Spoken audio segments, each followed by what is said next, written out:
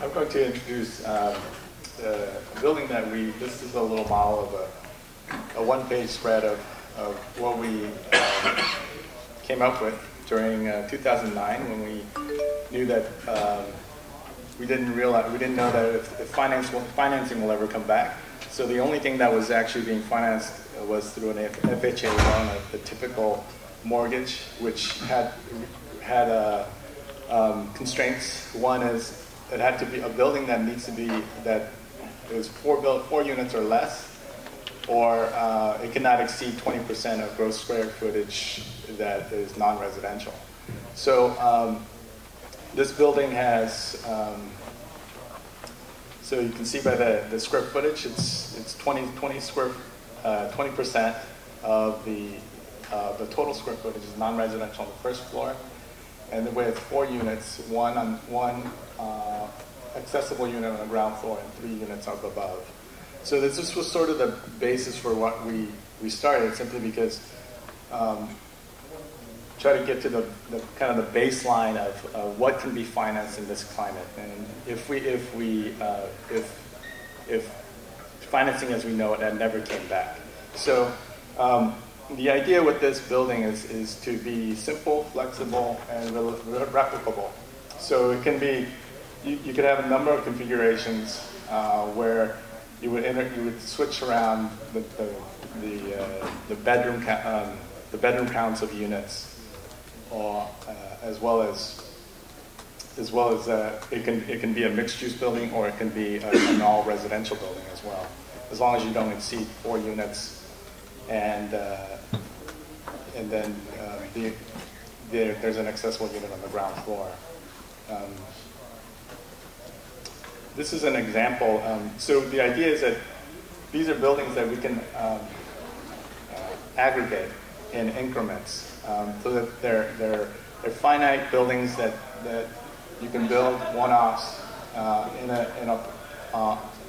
on a site, so that you're not betting, which you can aggregate over a period of time. You're not building. You haven't designed this whole big complex of buildings, and you're trying to get financing for the whole entire project, and trying to build it all at once, and realize that, hey, this doesn't work, this doesn't pencil, because we don't have the renters or the buyers who want to occupy this building.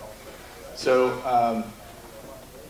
the key to making these buildings work is making sure that realizing, paying attention to the fronts and backs and the shared courtyards between the buildings, and then locating the parking in the rear, so that we can make sure that we're reinforcing the streets with the buildings.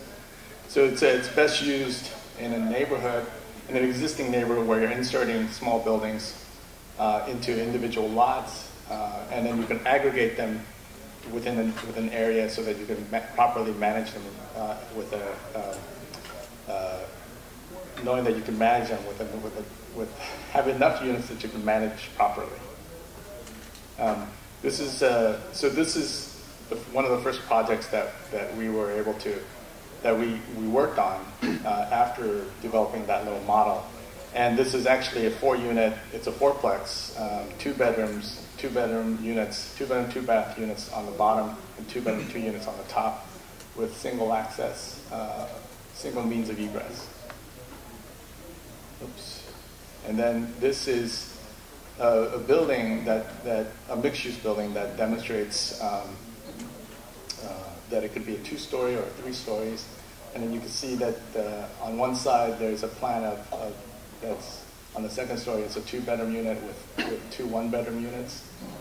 And then the other side you could do a number of different variations depending on what your needs are.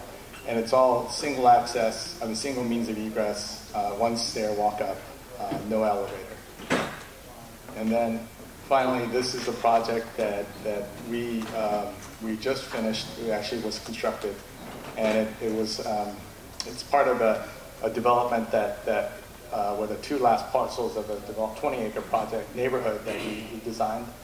And these are all, what ended up happening was that these morphed into just 1 bedroom, one bedroom with den, and then they're all breezeway access. So you can see that as you, and they're all the same plan, and they're just stacked. But you could vary the elevations, and this is what it turned out, how it turned out. It enclosed one end of a green. We utilized the precast parapet caps that were stored for the additional townhouses that were going to get built on those 2 parcels, but we utilized them for the 22 units of apartments, and these were rented out in 2 months.